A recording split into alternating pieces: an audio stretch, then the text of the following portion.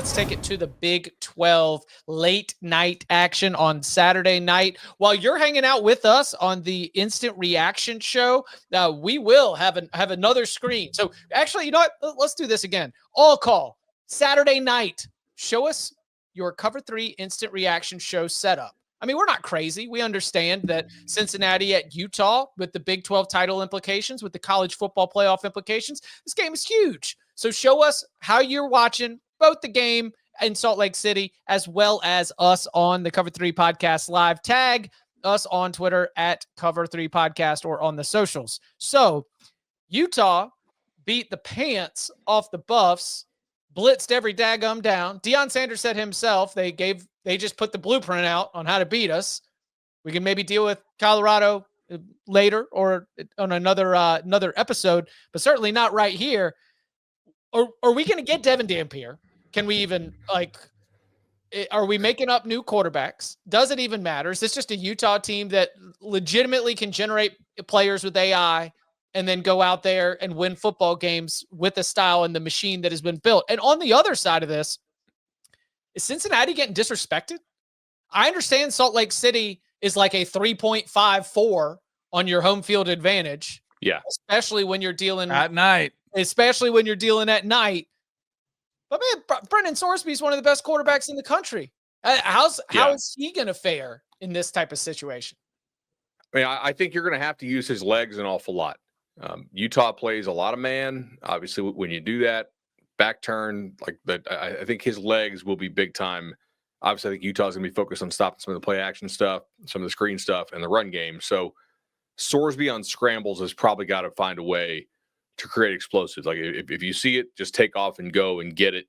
I don't think you're going to need to score 35, to win this game. As much as Utah's quarterback played well last week, Bird Ficklin. All right, I do need to say his name. Yeah. I mean, he's not actually AI generated. He's a freshman. He came in there. He had 3 touchdowns and 0 interceptions. I need to give compliments to the young man who stepped in surprisingly when we said, who? He was much better running it than he was throwing it. And Colorado's not awful every game, but some games they just really don't show up. And that's what it looked like there on Saturday night.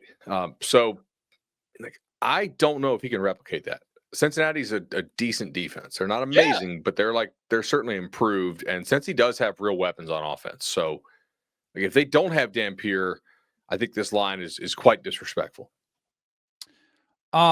I think it's interesting to point out this is a lot of teams in this country. Some teams that have really strong records haven't had to travel much. Cincinnati, they played neutral at Nebraska at the game at Arrowhead against Nebraska, lost that. They won at Kansas.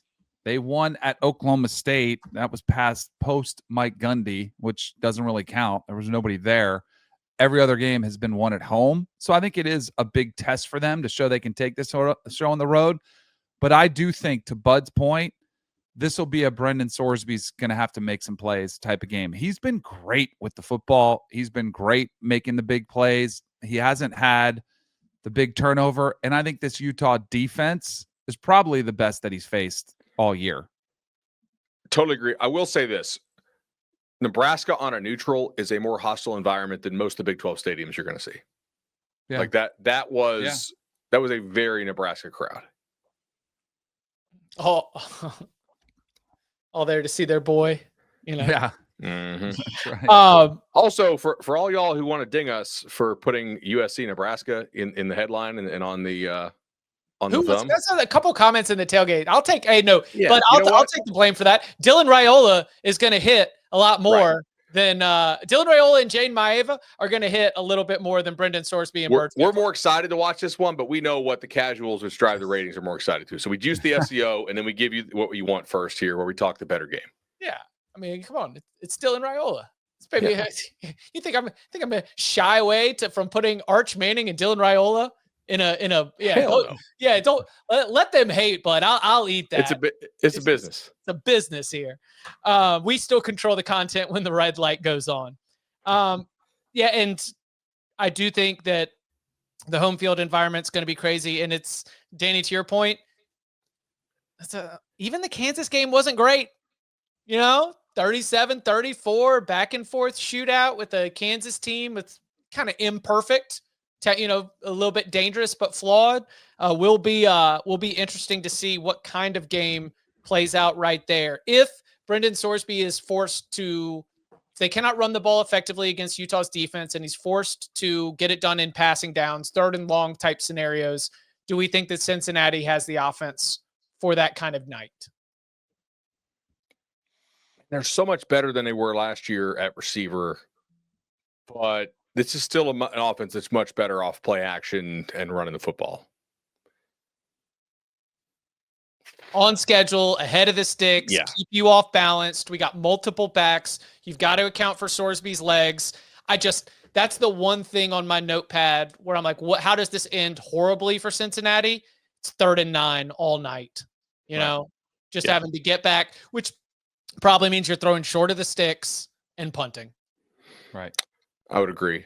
I'm trying to think how many legitimately good offensive lines Cincinnati's front has seen. It's not many.